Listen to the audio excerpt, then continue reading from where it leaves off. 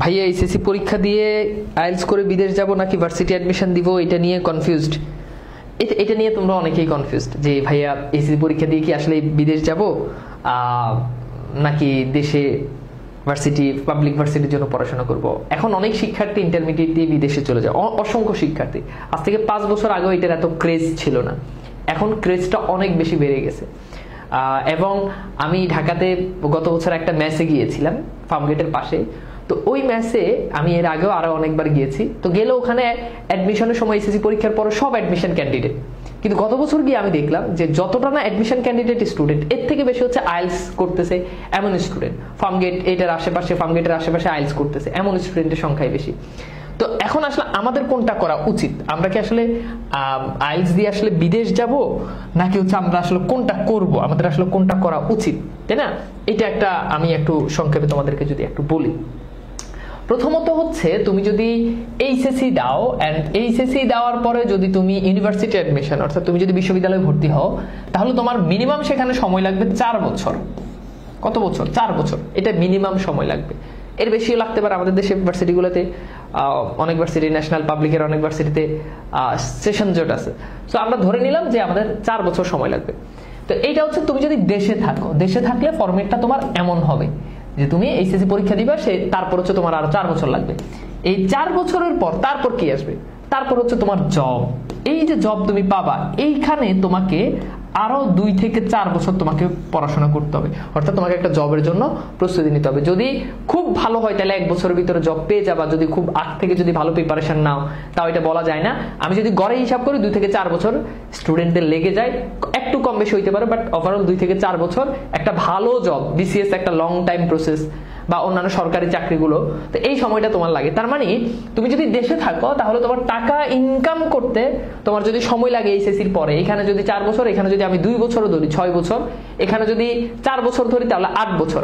তার মানে বুঝতেই পারতেছো তুমি টাকা ইনকাম করতে তোমার 6 থেকে 8 বছর লেগে যাবে। এখন 6 থেকে 8 বছর তোমাকে আসলে তোমার ফ্যামিলি সেই সাপোর্টটা দিবে কিনা, হ্যাঁ, অথবা তুমি টিউশন করাবা। টিউশন এখন আসলে যত হাইপের বিষয়, ভার্সিটিতে ভর্তি হওয়ার পর ওই টিউশন আসলে পাওয়া যায় না। পাবলিক ভার্সিটি গুলো সাধারণত হয় দেশের একেবারে প্রত্যন্ত অঞ্চল, এগুলোতে আসলে ওরকম টিউশন পাওয়া যায় না, বা টিউশন পেলেও তুমি ওই 1000-1500 টাকার টিউশন পাওয়াটাই খুব কষ্ট। টিউশন আসা প্রথম কথা হচ্ছে বাদ দিতে হবে। ফ্যামিলি তোমাকে এই সাপোর্টটা দিতে পারবে কিনা, 6 থেকে 8 বছর তুমি ফ্যামিলির ঘাড়ে বসে খাবা, এটা আসলে পসিবল কিনা। যদি এটা পসিবল হয়, ভেরি গুড, তাহলে সেই ক্ষেত্রে তুমি হচ্ছে দেশে থাকতে পারো। এবং চাকরিটা আসলে এখানে অনেক ব্যাপার আছে। ব্যাপারটা হচ্ছে তুমি এই সময়টা এখানে দিবা, বাট এই চাকরিটা আসলে তুমি পাবা কিনা, চাকরিটা পাবা কিনা এটারও কিন্তু কোনো নিশ্চয়তা না। আমাদের দেশে চাকরি নাই, হ্যাঁ, তো এটা অনিশ্চিত চাকরি পাবা কিনা। খুব অনেক ভালো পড়াশোনা করলে, অনেক ডেডিকেশন দিলে চাকরির জন্য একটা চাকরি পাবা। আমি ধরে নিলাম চাকরি পাবা, তারপরেও তোমাকে এই টাইমটা এখানে দিতে হবে। গুড। এইবার আসো আমরা যদি দেশের বাহিরের কথা যদি চিন্তা করি, আমরা যদি বিদেশের কথা যদি চিন্তা করি, সচরাচর আমাদের স্টুডেন্টরা এখন বিদেশে, বেশিরভাগ ইউরোপের দেশগুলো, আমেরিকা, কানাডা এখন অনেকটা কঠিন। বেশিরভাগ ইউরোপের দেশগুলোতে ইউকেতে যাচ্ছে, নরওয়ে যাচ্ছে, ডেনমার্ক, ভালো ভালো দেশগুলোতে যাচ্ছে। সেক্ষেত্রে যেটা হয়, বিদেশে গেলে তুমি যদি এইচএসসি পরীক্ষা যদি শেষ করো, এইচএসসি পরীক্ষার পরেই তুমি ধরো ডিরেক্ট বিদেশ চলে যাবে। ডিরেক্ট বিদেশ চলে গেলে এখানে তোমার একই সাথে পড়াশোনা হবে, ঠিক আছে? এই পড়াশোনা পাশাপাশি তোমার জব, দুটাই চলবে। তবে এখানে কথা আছে, অর্থাৎ এই টাইমটা মোটামুটি তুমি হয়তো ফ্যামিলিকেও টাকা পয়সা দিতে পারবে এবং নিজের পড়াশোনার খরচও চালাতে পারবে, কিছু ক্ষেত্রে ব্যতিক্রম ছাড়া ওভারঅল এরকমই হয়। তবে এখানে একটা ব্যাপার আছে, সচরাচর ইউরোপের দেশগুলোতে যেতে গেলে আইএলটিএস করেই তুমি যাও, মোটামুটি ভালো অঙ্কের একটা টাকা লাগে। সেটা আমি যদি বলি অ্যাপ্রক্সিমেট 10 থেকে 15 লাখ টাকা তোমার এইখানে লাগে। সো এই টাকাটা তুমি আসলে আইএলটিএস করে তুমি যখন বিদেশ যাবা, তখন কিন্তু তোমাকে এই টাকাটা দিতে হবে ভাইয়া, অর্থাৎ এই টাকাটা খরচ করতে হবে। আর দেশে যদি গ্রাজুয়েশন কমপ্লিট করে, এই টাকাটা কিন্তু এত টাকা লাগে না, হ্যাঁ, বুঝতে পারছো? এবং একেবারে প্রথম সারির ভার্সিটিগুলোতে পড়লে এই টাকা লাগে গ্রাজুয়েশন কমপ্লিট করতে। তো এখানে একটা টাকার ব্যাপার আছে, এটা মাথায় রাখতে হবে। বাট যদি আইএলটিএস করো, তাহলে সেক্ষেত্রে আইএলটিএস করে তুলনামূলক সময় কম লাগে, অনেকের অনেক বেশি সময় লাগে, বাট খুব একটা সময় লাগে না। যদি খুব ডেডিকেশন দিয়ে আইএলটিএসটা কমপ্লিট করতে পারে, ভালো স্কোর হয়, ইউরোপের অনেক দেশে যাওয়া যায়। এক দেশে না হলে এক দেশে, এক ভার্সিটি না হলে এক ভার্সিটি, অনেক জায়গায় আসলে একটা জায়গা হয়। তাহলে তুমি যদি তোমার ফ্যামিলি যদি, প্রথম কথা হচ্ছে তোমার ফ্যামিলি যদি এই টাকাটা এফোর্ড করতে পারে, এই টাকাটা বিভিন্ন রাষ্ট্র, বিভিন্ন ইউনিভার্সিটি অনুযায়ী কম বেশি হইতে পারে, স্কলারশিপের উপর ডিপেন্ড করে, বাট আমার এরকম একটা অ্যামাউন্ট তোমাকে আগ থেকে ধরে রাখতে হবে। এই অ্যামাউন্টটা ধরে রেখে ভাইয়া তোমাকে আগাইতে হবে। ওকে, সো যদি এই অ্যামাউন্টটা তোমার ফ্যামিলি দিতে পারে, আমি এমনও অনেককে দেখছি যারা হচ্ছে তোমার গরু বিক্রি করে, জমি বিক্রি করে, ঘরবাড়ি বিক্রি করে নিজের ছেলেকে ইউরোপ পাঠাচ্ছে, এরকমও হয়েছে ইন্টারমিডিয়েট, আমি অনেক দেখছি এরকম। সো যদি এটা এফোর্ড করতে পারে তাহলে এটা ভালো, মোটামুটি তাড়াতাড়ি পড়াশোনা করতে পারবা বা টাকা ইনকাম করতে পারবা। এখানে আরো অনেকগুলো ব্যাপার আছে, আসলে পড়াশোনাটাই বিষয় না। আমাদের দেশে একটা নোংরা রাজনীতি চলে, তুমি সেই রাজনীতি থেকে মুক্ত থাকতে পারবা।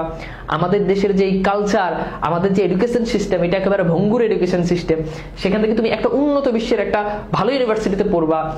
সো এটা অবশ্যই তোমার জীবনের জন্য একটা অর্জন, ডেফিনেটলি অর্জন। আমাদের দেশের তথাকথিত ভার্সিটিগুলোর থেকে এগুলোতে পড়া অনেকটাই ভালো।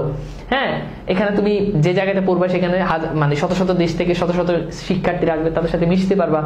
সো ভবিষ্যৎটা অনেকটা উজ্জ্বল। তবে অনেকে দেশ ছাড়তে চায় না, তার ক্ষেত্রে এখানে আসলে যাওয়াটা উচিত না। আরো অনেকগুলো ব্যাপার আছে।